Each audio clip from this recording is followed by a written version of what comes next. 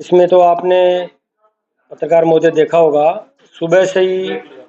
11 बजे हमारे सांसद कुलदीप जी इंदौरा यहाँ पे पहुँच चुके थे डीसीसी कार्यालय में। और आपके माध्यम से मैं बताना चाहता हूँ कि कम से कम यहाँ पे आज 500 के करीब हमारे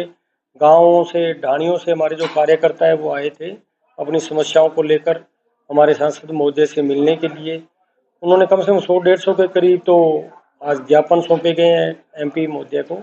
कुछ गाँव में विकास कार्यों को लेकर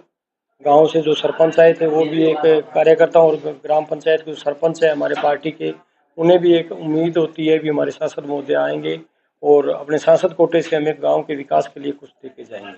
इसी बात को लेकर ग्राम पंचायतों के सरपंच भी आए, और खासकर जो हमारे ग्रामीण क्षेत्रों से हमारे कांग्रेस पार्टी जो कार्यकर्ता है जिनको छोटी छोटी बातों की जो समस्याएं, चाहे वो गांव ढाणियों में बिजली कनेक्शन की बात हो, कि अभी धान मंडी में जो हमारी गेहूं की फसल आई हुई है तो किसानों की फसल बारदाना की वजह से उसकी तुलाई नहीं हो रही है, और अभी कम से कम समय था पहले तो उसको बढ़ाने के लिए भी लोगों ने सांसद महोदय से बात की भी कम से कम 1 जुलाई तक इसका जो समय है वो बढ़ाया जाए रजिस्ट्रेशन का, ताकि किसानों की जो फसलें अभी शहर में भी पड़ी है और घरों के अंदर किसानों के भी गेहूं की फसल है जो काफ़ी संख्या में घरों पे पड़ी है। इन सब समस्याओं को लेकर आज कांग्रेस पार्टी कार्यकर्ता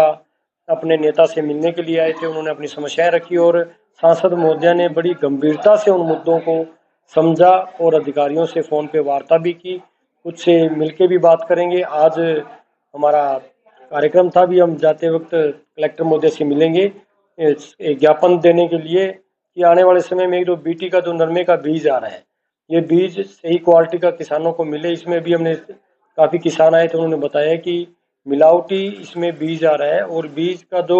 नरमे के बीज का जो दाना है वो बिल्कुल खत्म डेड दाना है। अगर किसान खेत में अपनी बिजाई करता है नरमे की तो वो आधा खेत कम से कम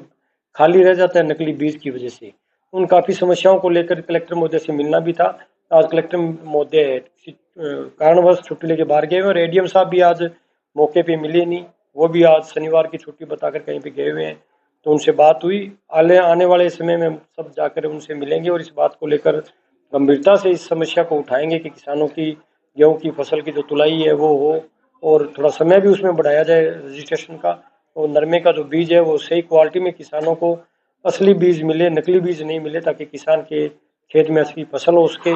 और कांग्रेस पार्टी यहाँ पे कार्यकर्ता आए जो बिजली की समस्या, पानी की समस्या और ग्रामीण क्षेत्र में विभिन्न मुद्दों को लेकर हमारे जो कार्यकर्ता आए उनकी बात सुनी और उस पर समस्या का समाधान करने के लिए भी हम पूरा प्रयास करते हैं। ये सभी हम एक मंच पे हैं, सभी साथ हैं, ऐसी कोई बात नहीं, कांग्रेस पार्टी में कोई फूट वाली बात नहीं है। सभी कार्यकर्ता, सभी नेता हम एक मंच पे एक साथ रहते हैं। कोई कारणवश कोई लीडर नहीं आ पाए तो एक अलग बात है, क्योंकि हम विपक्ष की भूमिका में समय समय पे यहाँ पे चाहे कलेक्टर पे धरना प्रदर्शन हो, ग्रामीण क्षेत्र में हो चाहे शहरी क्षेत्र में हो, समय समय पे कांग्रेस पार्टी के सभी कार्यकर्ता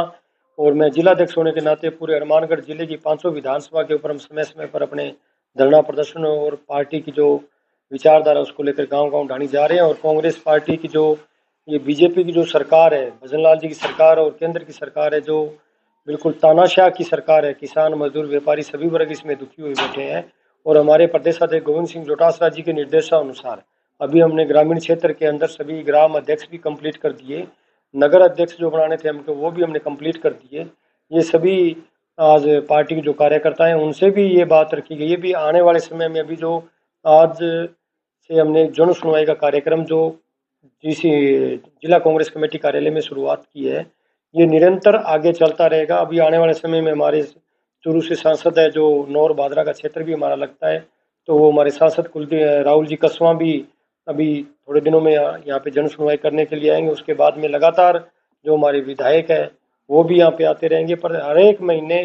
हर एक सोमवार या कोई दिन तय कर लेंगे जिसमें सबको सूचना भी पहुँच जाएगी। हमारे एमपी, हमारे विधायक, हमारे कार्यकर्ताओं के बीच में आते रहेंगे ताकि कांग्रेस पार्टी कार्यकर्ताओं को लगे कि हमारा नेता हमारे बीच में है और हमारी बात सुनने के लिए, कांग्रेस पार्टी की बात सुनने के लिए, कांग्रेस पार्टी कार्यकर्ताओं की बात सुनने के लिए समय समय पर यहाँ पे जो हमारा कार्यालय है इसमें समय समय पर पहुँचते रहेंगे और कार्यकर्ताओं की बात को हम सड़क से लेकर सदन तक लड़ते रहेंगे। जन सुनवाई से एक फ़ायदा मिलता है पार्टी कार्यकर्ताओं को और आम जन को भी।